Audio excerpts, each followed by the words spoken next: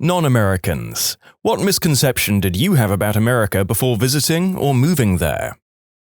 Well, I recently learned that New York is a state as well as a city, and Washington isn't in Washington. A while back I was dating this girl from India who was shocked to discover that Seattle was nowhere near DC. The best part about the naming of Washington State is that it was going to be called Columbia, but people at the time thought it would be too confusing, given that the nation's capital was the District of Columbia. This was before DC was mostly known as Washington, so they picked Washington for the state name instead of Columbia, to avoid confusion. My German friends wanted to go into my arsenal and start shooting with all my pieces. When I told them that I didn't have any, they looked at me like I was lying. I've taken several Germans to the range. It's a pretty awesome experience for them. I don't think they really grasp how bloody expensive the ammo is, though. I don't know if it's a misconception, but I expected Grand Canyon National Park to be less well-maintained. Frankly, it's amazing for the amount of visitors. Visited last year, 10 out of 10. You people have an amazing national park service. This year we decided to come back and tackle Yellowstone, next weekend actually. Hats off to the national parks. That is some public sector crap I hope you people decide to keep investing in. For me, more than cities, they are the crown jewels of the US. The amount of public land in the US is unique and incredible. Thank Teddy Roosevelt and John Muir. They were both amazing men that pioneered the vast national parks of North America. It's true, despite the efforts of certain monetarily motivated entities seemingly working as hard as they can to gut the EPA and park services, America still has some incredibly well-maintained hiking trails and natural wonders. Long may they last. This one's a bit off-topic, but hear me out. I grew up watching American movies, American media, American everything, and it became this very familiar place that I'd never been to, and it almost seemed like it was fake, like it was all just one big movie set, and people spoke a made-up language I understood but never heard from native speakers in real life. At that point, my view on America was almost disconnected from reality. When finally visiting America, it was completely surreal. Like I was taking part of those fictional movies I'd seen as a kid. I saw landmarks in cities I had only ever seen on screen. It was a crazy experience. I get that. Even for Americans, there are places in the US that can be like that, especially New York City. I thought you Americans ate pizza every Friday. That's why I wanted to go to the USA in the first place. It's America. You can eat pizza every day. And when pizza's on a bagel, you can eat pizza anytime. I thought sheriffs aren't real for some reason, at least not anymore. At least where I am, police equals city, sheriff equals county, state patrol equals state, but mostly highways and interstates. We have a lot of overlapping law enforcements with weird jurisdiction lines and different protocols. Like where I am in California, in a day you might see highway patrol, county sheriff, and the city police department. In lots of places, sheriffs are more likely to use SUVs, while with PD, SUVs are normally for K9, but some departments are using them as well.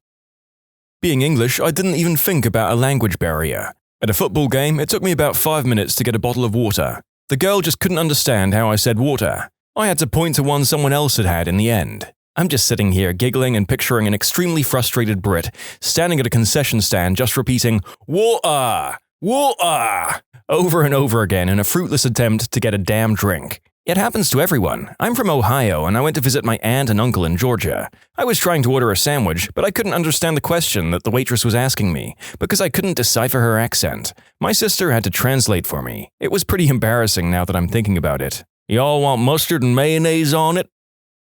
I thought people would say yee-haw a lot more. I'm sorry to disappoint. We failed our jobs as Americans, and I deeply apologize. Oh, and yee-haw. My brother in Connecticut deals with people in China and other countries from work all the time, and he started greeting everyone with howdy, specifically in order to perpetuate the stereotype.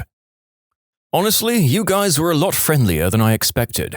Even in New York, which seems to pride itself on not giving a frick, I found people to be extremely friendly, polite, and helpful. It's been great hearing everyone's take on this, and now I have a long list of places to visit in America. Fellow New Yorker here can confirm we do give a frick. Quickest way to get a New Yorker to talk to you, you stare at a subway map for more than a minute. The one thing that breaks us out of our do not talk to strangers shell is when helping with directions. I swear, if you ask the quickest way to get to the Empire State Building, 3 of us will jump in front of you to make sure you get there, and 2 of us may debate about which way to go, even though both of our directions are right and it would take the exact same time. If we're really friendly, we'll even give you a tip to skip the Empire State Building altogether and head to the top of the rock. Better views, no chain link fence, and you can actually get that picture in front of the Empire State Building. Something you can't do when you're standing on top of that building. You can also ask, hey, does this train go to 34th Street? Just to get us talking. Honestly, I think that a lot of the infamous East Coast and New York surliness goes out the window when people realize you're British or European as well. But maybe that was an isolated experience for me. I didn't realize those red cups were actually real and used by everyone in the US at parties. I thought it was just like a movie thing. My mum's friend went to the US and brought us back a stack while we were at university. We felt like we were in a teen film, and we even washed them up when we were done so we could use them again. I thought that I'd have no problem communicating because the people there speak a form of English. I've listened to their accents in my media the whole life, etc. Man, was I wrong. I don't think I spoke to a single person who I didn't have to ask to repeat themselves at least once. This was in Orlando. Oh, this sounds stupid. I knew America was big, but when I thought I could drive from New York to Florida pretty easily, I was so wrong. I just didn't quite register how bloody far away everything is. And I was wrong when I thought alligators just lived in the Everglades. Those frickers are everywhere in Florida. How surprisingly cold some parts of Arizona can get. I visited after spending a year in northern Ohio and basically went there naked, as I didn't expect anything could be worse than Cleveland's winter. Nope, I almost froze to death when I went to see the Grand Canyon and it was snowing. Yes, when I went to the Grand Canyon in October, I showed up in shorts and a tank top, expecting it to be still and hot, like I was in Phoenix. Nope. Not only was it freezing, but it was the windiest place I've been in my entire life. So beautiful, though. When my parents and I moved from Poland to Texas in 1997, we had no idea Daisy sour cream wasn't a cheese spread. Still have it on sandwiches. On a solo road trip up Route 66, I picked up an 18-year-old Dutch kid on his first trip out of his country. He thought all American diners were owned by one company called Diner. That was pretty adorable. My grandmother was an impressionable small-town teenager in the UK during World War II and fell in love with her fair share of American GIs as there were hundreds stationed in her hometown. They took her to dances, swept her off her feet, and left her with a hugely romantic view of life in the USA, bolstered over the years by movies. In 2003, my family took her to Florida on holiday and she was devastated that everyone lived normal lives. Ah, that's the nicest thing anyone has ever said about Florida. Thanks! Living in Florida makes me wonder if I'm normal or just less insane than the other residents. I thought Washington was the most serious place in the States, but when I went there for a tour in the White House about 3 years ago, most of the city smelled like green herb. I was very confused. After several replies to my story, I need to clarify I was talking about Washington, D.C. Didn't think it was necessary since I mentioned the White House. I do apologize for any confusion. People think DC equals government, which it does, but they also forget it's an incredibly liberal population. I don't know the numbers now, but it also used to be the gayest city in America by percentage of population, and we know how to party. You get a lot of high-strung young professionals, and they have to blow off steam somehow. People might not believe that DC consistently votes in the 85 to 92% range in favor of the Democratic candidates in each presidential election, regardless of who's currently in office or who the candidates are. I'm not saying that the Dems get 90% more or double the votes than the Republicans. I'm saying that 90% of all votes tallied in the district are in favor of the Democratic candidate. DC is crazy liberal. I got an admit to a school in Texas. I was worried about all the 6-shooter slinging cowboys and random shootouts everywhere. 4 years in, and I'm yet to see any of those guys here. I did get to go to a firearms range last year, though. I had an exchange student from Europe recently, and he said his mom said she'd be happy as long as he ended up anywhere in the US except Texas. I live in New Orleans, like in the city. His mom was still happy it wasn't Texas. He said he'd fill her in on the actual danger to him in New Orleans versus Texas when he went home.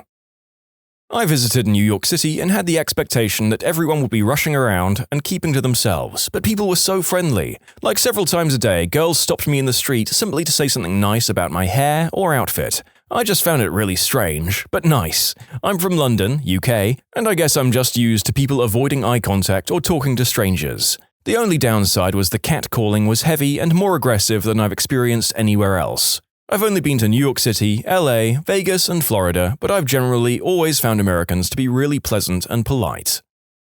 I've had to rethink just how antisocial we are in a lot of Northern European and British cities. Perhaps even if New York is unfriendly by US standards, it's still worlds ahead of Britain in acknowledging people around you.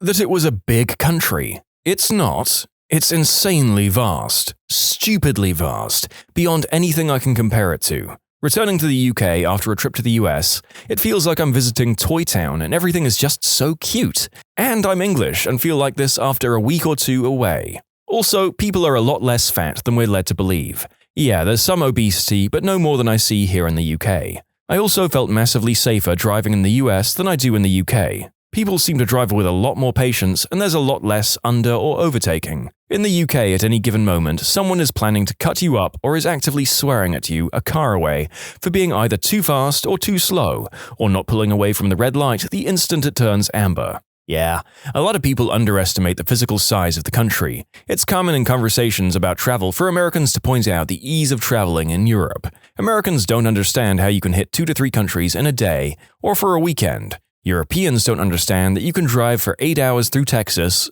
and still be in Texas. The East Coast with the smaller states are easier to travel through with transit, but once you get west of DC or Maryland, there isn't transit connecting cities. It's plane, car, or if you're severely unlucky, Greyhound bus or rail.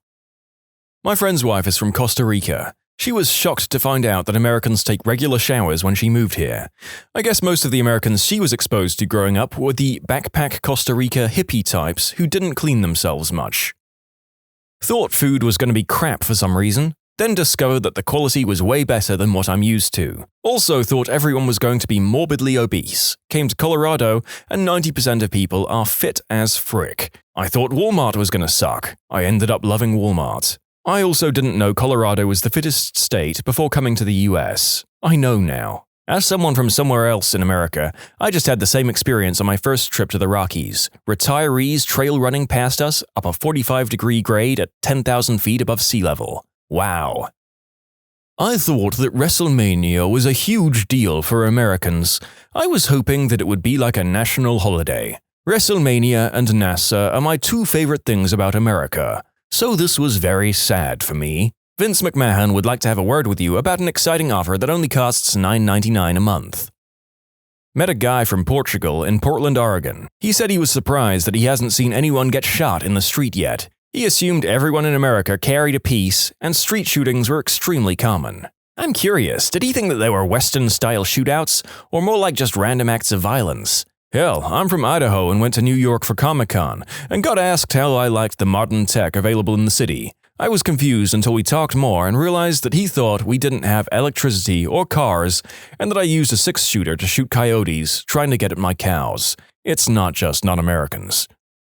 Not really a misconception, but I was pretty young when I moved to the US from mainland Europe. My parents mentioned that the US was at war with Iraq. This was in 2003, and I was wondering to myself why we were moving to a war zone. I thought there would be air raids and bombings all the time. When I was very young, I thought English people lived in castles and rode horses and went to war with bows and arrows. I didn't understand that the movies I saw were portraying historical England, not contemporary England. That's what they actually do. When you travel to England, they'll take you to the special places for tourists, where they maintain the appearance of a modern lifestyle. However, it's all a big conspiracy because they don't let the tourists go to the real places where the English live in castles and ride horses. Their maps are fake, public transport is rigged, every inhabitant of England is sworn to maintain the secrecy of their true lifestyle. That everyone is as good-looking as the people on TV. We are, but that show is Roseanne. To appreciate the quality of this joke, I had to Google image the show Roseanne, and I guess the joke is that most of you basically look like normal people. Zing. Hollywood. I believed it was wall-to-wall famous people, walking on red carpets dressed in golden gowns, and everything was possible if you just walked on that beautiful boulevard. Wrong. Big time. There was nothing, and I mean nothing worse than when we had out-of-town family visit us, fam lives in SoCal, LA area, and begged to be taken to Hollywood so they could see the Walk of Fame, etc. Even after explaining that it's a dump, they always insisted. And then we'd get there and they'd see what we were talking about and we'd have to claw our way out after 30 minutes. That area is horrible in the summer. Traffic going in and out is impassable, everything is overpriced, and it's filthy as heck. I had to work for an event designer out there for a year, and that drive was part of the reason I quit so soon. I love LA and all the cities in it, but Hollywood and Venice Beach can go get screwed. That every shop is like Costco, big in bulk and relatively cheap. That the majority of people in the US are fat, racist, and selfish motherfrickers. I couldn't be more wrong. Everyone was very nice, educated, and kind. Unfortunately, the worst people get the most attention inside and outside the US. Rednecks and hillbillies. I thought that it was a geographical thing and you can only see them in the South. The ones I met up north were pretty hostile at first, but turned out to be awesome people in the end. I thought Americans, especially Californians, are sassy and snobbish. I was so wrong about that. They're freaking chill, friendly, and some are really down to earth. I also thought that most are really rich and that they own mansions with swimming pools at the mountains of Hollywood, but no. Most of them live in apartments and houses. My big misconception was I thought life was easy here, that you don't have to do 2 to 4 jobs just to make a lot of money, but unfortunately it was the other way. When I was in high school, a friend's older sister had a German student and a British student visit for Thanksgiving. They were students with her at UT. It was so much fun talking to them about the US and answering all their questions. The best, though, was their questions on the states. They thought Chicago was a state, and were surprised to learn Hawaii and Alaska were states as well. They thought they were a step up from Puerto Rico, but they were surprised to learn they also had representatives and senators. From the outside, the US looked like one country. Once you're there and drive around multiple states, it more seems like many different countries with different accents, laws, regulations, way of life, food. That was a big surprise for me. Misconceptions before moving to America. 1. Americans only work 7 a.m. to 3 p.m. 2. No one works after 12 on Fridays. 3. Americans take a lot of vacations, summer plus Thanksgiving plus Christmas. After moving to America, 1. Everyone is working their butts off. 2. The concept of fixed hours is fuzzy, people log in early and late to get to important stuff at work, and 3. Americans are not getting much time off. Most are not even using their vacation days. I was told the typical stuff before going to the US the first time. The TSA are buttholes, everyone carries a piece, and people are hella unfriendly. I saw more pieces in Schiphol in Amsterdam than I did in O'Hare. Seriously, police with MP5s about every 30 feet. Dogs as well. Very weird. Also, O'Hare freaking stinks. Worst airport in the world. Anyway, yeah, I realize mileage may vary with the TSA, but everyone was friendly, interested in my trip in a good way, and helpful. No issues. Spoke to a police officer like an hour later, super friendly and helpful as well. I was starving, he showed me a good place to eat, and had food himself as well. We talked a bit while eating. Cool guy. Everyone was super talkative and friendly in the US. The talkative part is weird, coming from Sweden. I got compliments on my shirt within an hour of leaving the airport after my second in-country flight. That would basically never happen in Sweden. People here dislike social interaction. In the US, it was like free-for-all talking, joking, and complimenting each other. It was nice. As a resident Swede, this is all completely true for those of us who visit the States from here, as I've alluded to in my previous comments. Having strangers talk to you in a friendly manner is genuinely mind-blowing to us who live here. I've lived in the US permanently since 2015, but I've been coming regularly, 3 to 6 month visits, since 2010. As an Englishman, I signed up for the 2 main stereotypes pre-2010. 1. That all Americans are incredibly obnoxious and loud in public. 2. That everyone in America is a mixture of stupid and fat. Since then, I've evolved my thinking to say the least. 1. They're really not obnoxious, nor are they loud in public. English people are just painfully awkward and shy, hence the crappy handshakes, the lack of eye contact, and the "speak up, you bellend" mumbling of words in public. Trust me, you start to notice this behavior when you've had something to contrast it with. 2. Obviously there are stupid people here, but that is true of any country. It's worth pointing out that I've yet to meet a group of people or a set of individuals as stupid or as cringe-inducing as the people I grew up with in the northwest of England, and I've travelled throughout the south and gone from coast to coast. For instance, I've never once had to explain what a bachelor's degree is in the good old US of A. That was a weekly occurrence after I graduated uni in England. The fat thing is also a bit of a reach too. Americans are typically more health conscious from my experience. I officially became an American a few years ago, but before I first came to the country, I used to believe that American streets would be cleaner than clean and paved with gold. I'm originally from Jamaica. Our streets, back then, were not always as presentable. Then again, it also depends on which area of Jamaica you resided, worked, etc. Anyway, I thought American streets or roads were yellow brick road immaculate. Not sure why I believed that, it wasn't true. They're just as normal as other streets. But I tell you what, it blew my mind when I first saw a street sweeper. That was awesome. I ran into some dude outside of the States that asked me why Americans eat dogs. After maybe not understanding my "what the frick" look for a while, he then asked what hot dogs were. So at the very least I was able to explain, in freedom terms, what God's gift to man is. Hot dogs. When you subscribe, make sure to hit the bell to turn on notifications. Put the playlist on in the background to finish listening to all the stories, linked at the top of the description. And if you like Am I the Genius, give Am I the Jerk a shot, linked in the description too. Either way, thanks a lot for watching, and we'll see you guys next time.